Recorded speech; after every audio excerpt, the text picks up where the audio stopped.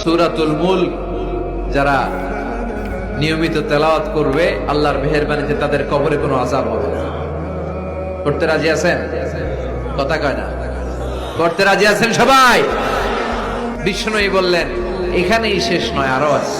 শাফাআত লি সাহিবিহা, এই সূরাটা কিয়ামতের দিন এই সূরা যে তেলাওয়াত করবে তার পক্ষে সুপারিশ করবে।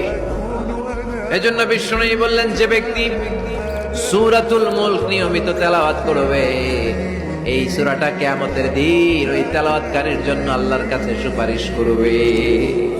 এখানেই শেষ নয়।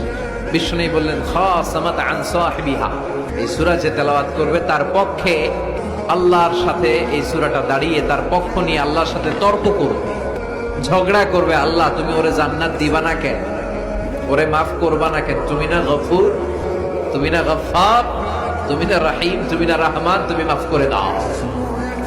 ও মিয়া, সুপারিশ করতেছে কে? সূরাতুল মুলক। সুবহানাল্লাহ কইবেন না? কতক্ষণ এই তর্ক আল্লাহর সাথে সে চালাবে? হাত্তা আদখালাহুল্লাহুল জান্নাহ, যতক্ষণ না আল্লাহ তার জান্নাতে না ঢুকায়।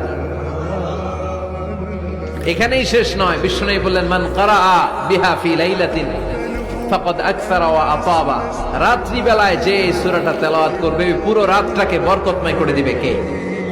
এজন্য বিশ্বনবী বলেন আমি চাই আমার সব উম্মত এই সূরাটা মুখস্থ করে নেক। আমার চাই আমার ছোট বড় আবাল বৃদ্ধ বনিতা সব উম্মতের হৃদয়ের মধ্যে এই সূরাটা গাঁথা থাকে, মুখস্থ থাকে, হিফজ করা থাকে। আমরা বিশ্বনবীর উম্মত না? কথা কর। নবীর এই আশাটা আমাদের পালন করার দরকার আছে না নাই?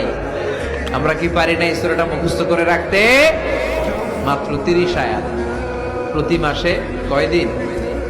প্রতিদিন এক আয়াত করে মুখস্থ করলে লাগে কয়দিন? প্রতিদিন এক আয়াত করে মুখস্থ করলে 30 দিন এই সূরা মুখস্থ করতে রাজি আছেন? সবাই রাজি আছেন তো?